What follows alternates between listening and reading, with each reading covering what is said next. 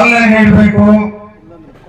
ಆ ಒಂದು ಕಾರ್ಯಕ್ರಮಕ್ಕೆ ಆಗಮಿಸಿರ್ತಕ್ಕಂಥ ನಮ್ಮ ಮುಳಬಾಗಿಲು ಜನಪ್ರಿಯ ಶಾಸಕರು ಆದಂತಹ ಸಮೃದ್ಧಿ ಮಂಜಣ್ಣವರೇ, ಅದೇ ತರ ನಮ್ಮ ರಾಜಕೀಯ ಧುರೀಣರು ಖ್ಯಾತ ವಕೀಲರು ಆದಂತಹ ಶಂಕರಣ್ಣವರೇ, ವೇದಿಕೆ ಮೇಲೆ ಆಸೀನಾಗಿರ್ತಕ್ಕಂಥ ಎಲ್ಲ ನನ್ನ ಮಿತ್ರರೇ, ಜೆಡಿಎಸ್ ಪಕ್ಷದ ಮುಖಂಡರೇ, ಈ ಒಂದು ಪಂಚಾಯಿತಿಯ ಎಲ್ಲ ಯುವಕ ಮಿತ್ರರೇ, ಎಲ್ಲ ನಮ್ಮ ಬಂಧು ಮಿತ್ರರೇ, ಯಾವುದೇ ಒಂದು ಕಾರ್ಯಕ್ರಮವನ್ನ ಈ ಒಂದು ಅಭಿವೃದ್ಧಿ ಕಾರ್ಯಕ್ರಮಗಳನ್ನ ನಡೆಸ್ಕೊಂಡು ಹೋಗ್ಬೇಕು ಅಂದ್ರೆ ಎಷ್ಟು ಕಷ್ಟಗಳಿದೆ ಅಂತ ಹೇಳ್ಬಿಟ್ಟು ಶಾಸಕರು ಆಗಕ್ ಮೊದಲು ಒಂಥರ ಬಾಧೆಗಳಿತ್ತು, ಶಾಸಕರು ಆದ್ಮೇಲೆ ಈ ಒಂದು ಬಾಧೆಗಳು ಕಠಿಣ ಆಗಿದೆ ಅಂತ ಹೇಳ್ಬಿಟ್ಟು ಶಾಸಕರು ಹೇಳ್ಕೊಂಡ್ ಬಂದ್ರು.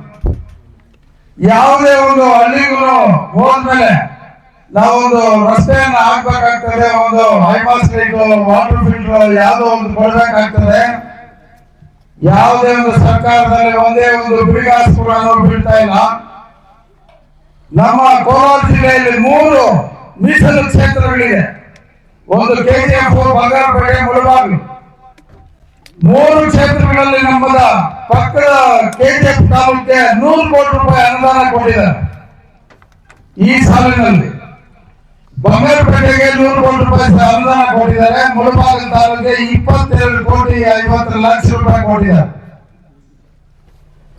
ಯಾವ ತರ ನಡೆಸ್ಕೊಂಡು ಹೋಗ್ಬೇಕು ಅಂತ ಹೇಳ್ಬಿಟ್ಟು ನಾವು ಯಾವ ಹಳ್ಳಿಗೆ ಹೊರಕಾಗ್ಬೋದು, ಯಾವ್ದಕ್ಕೆ ಬಿಡೋದು ಅಂತ ಹೇಳ್ಬಿಟ್ಟು ನನಗೆ ಅರ್ಥನೇ ಆಗ್ತಾ ಇಲ್ಲ. ಈಗಾಗಲೇ ನಮ್ಮ ಅಂಗನಹಳ್ಳಿ ಪಂಚಾಯಿತಿ ಅಧ್ಯಕ್ಷರು ನಮ್ಮ ಗ್ರಾಮಕ್ಕೆ ಹಾಗೂ ನಮ್ಮ ಪಂಚಾಯಿತಿಗೆ ಇಂಥ ಕೆಲಸಗಳಿದೆ ಅಂತ ಹೇಳಿದ್ರೆ ಯಾವ್ದಕ್ಕಾಗೋದು ನೆಕ್ಸ್ಟ್ ಸಲ ಹಾಕೋಣ ಅಂತ ಹೇಳ್ಬಿಟ್ಟು ಹೇಳ್ತೇವೆ.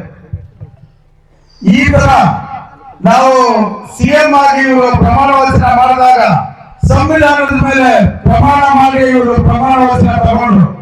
ನಾವು ಎಲ್ಲರೂ ಸಮಾನವಾಗಿ ನೋಡ್ತೀವಿ ಅಂತ ಹೇಳ್ಬಿಟ್ಟು ಇವರೇ ಅನೌನ್ಸ್ ಮಾಡ್ತಾರೆ, ನಮ್ಮ ಶಾಸಕರಿಗೆ 50 ಲಕ್ಷ 70 ಲಕ್ಷ, ಬೇರೆ ಪಾರ್ಟಿ ಅವರಿಗೆ 25 ಲಕ್ಷ ಅಂತ, 25 ಕೋಟಿ ಅಂತ ಕ್ಷಮಿಸಿ. ಈ 25 ಕೋಟಿ ತಾರತಮ್ಯ ಯಾವ ತರ ಮಾಡ್ತಾ ಇದ್ದೀರಾ ಅಂತ ಹೇಳಿದ್ರೆ, ಇವಾಗ ಸಂವಿಧಾನ ಜ್ಞಾಪಕ ಬರಲ್ಲ. ರಾಹುಲ್ ಗಾಂಧಿ ಅವರು ಸಂವಿಧಾನದ ಒಂದು ಪುಸ್ತಕ ತಗೊಂಡು ಬೀದಿ ಬೀದಿ ಅಲ್ಲಿದ್ದಾರೆ. ಸಂವಿಧಾನದಲ್ಲಿ ಏನಿದೆ ಅಂತ ಹೇಳಿ ನಮ್ಮ ಬಾಬಾ ಸಾಹೇಬ್ ಅಂಬೇಡ್ಕರ್ ಅವರು ಏನು ಬಂದಿದ್ದಾರೆ ಅಂತ ಹೇಳ್ಬಿಟ್ಟು ಫಸ್ಟ್ ತಿಳ್ಕೊಂಡು ಮತ್ತೆ ಮಾತಾಡಿದ್ರೆ ಅವರು ಸಿಗುತ್ತೆ. ಅದೇ ತರ ಮೀಸಲು ಕ್ಷೇತ್ರಗಳಿಗೆ ಈ ಪರಿಸ್ಥಿತಿ. ಜನರಲ್ ಕ್ಷೇತ್ರಗಳಲ್ಲಿ ಕೋಲಾರಕ್ಕೆ 75 ಕೋಟಿ ರೂಪಾಯಿ ಈಗಾಗಲೇ ಅನುದಾನ ಬಿಡುಗಡೆ ಮಾಡಿದ್ದಾರೆ. ಮುಳಬಾಗಿಲು ಪರಿಸ್ಥಿತಿ ಈ ತರ ಇದೆ. ಒಬ್ಬರಿಗೆ ಎಸ್ಟಿ ದುಡ್ಡನ್ನ ತಿಂದಾಕಿದ್ರು.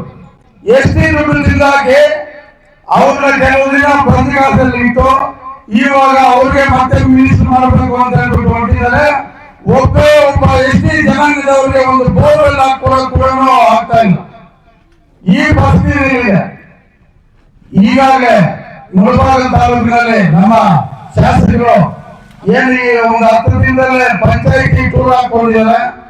ಆ ಟೂರ್ ವ್ಯವಸ್ಥೆಯನ್ನು ನಮ್ಮ ಶಾಸಕರು ಎಲ್ಲ ನಾಯಕರು ಬರ್ತಾ ಇದ್ದಾರೆ. ಆವತ್ತಿನ ದಿನ ನಮ್ಮ ತಾಲೂಕು ಅಧ್ಯಕ್ಷರು ಆದಂತ ಕಾಡನಹಳ್ಳಿ ನಾಗರಾಜಣ್ಣ ಅವರು, ಕೋಮಲ್ ನಿರ್ದೇಶಕರು ಇನ್ನೊಬ್ರು ಶಾಮೇಗೌಡರು, ಶ್ರೀನಿವಾಸ ರೆಡ್ಡಿ ಅವರು, ಇವರೆಲ್ಲರೂ ಆನಂದ್ ರೆಡ್ಡಿ ಅವರು ಈ ಭಾಗದಲ್ಲಿ ಜಿಲ್ಲಾ ಪರಿಷತ್ ಮೆಂಬರ್ ಆಗಿದ್ರು. ಅವರು ಎಲ್ಲರೂ ಸೇರಿ ಪಂಚಾಯಿತಿ ಟೂರ್ ಹಾಕೊಂಡು ಎಲ್ಲಾ ಗ್ರಾಮಗಳಿಗೂ ಬರ್ತಾ ಇದ್ದಾರೆ. ಆವತ್ತಿನ ದಿನ ಎಲ್ಲರೂ ನಾಯಕರು ಇನ್ನ ಅಭಿವೃದ್ಧಿ ಕೆಲಸಗಳಿಗೆ ಚಾಲನೆ ಕೊಡೋದಿದೆ. ಆವತ್ತಿನ ದಿನ ಎಲ್ಲರೂ ಬಂದು ಈ ಒಂದು ಕಾರ್ಯಕ್ರಮಗಳಲ್ಲಿ ಭಾಗವಹಿಸ್ತಾರೆ ಅಂತ ಹೇಳ್ಬಿಟ್ಟು ಹೇಳ್ತಾ ಈ ಒಂದು ಸಭೆಗೆ ಕಳೆದ 4 ಮಾತುಗಳಾಗಲು ನನಗೆ ಅವಕಾಶ ಕೊಟ್ಟಂತ ಎಲ್ಲರೂ ಒಂದಿಸ್ತಾ ಮುಗಿಸ್ತಾ ಜೈ ಜೈ ಕರ್ನಾಟಕ ಮಾತೆ.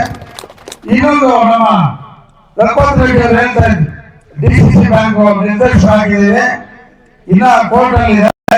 ಈ ಒಂದು ರೈತಾಪಿ ವರ್ಗಕ್ಕೆ ಎಲ್ಲ ಕಾರ್ಯಕ್ರಮಗಳನ್ನ ನಾವು ವಹಿಸ್ಕೊಳ್ತೀವಿ. ಮಹಿಳಾ ಸಂಘಗಳಿಗೆ ದುಡ್ಡು ಬಿಡುಗಡೆ ಎಲ್ಲ ಗ್ರಾಮಗಳಲ್ಲೂ ಈ ಮಹಿಳಾ ಸಂಘಗಳಿಂದ ತುಂಬಾ ತೊಂದರೆಗಳಿದೆ.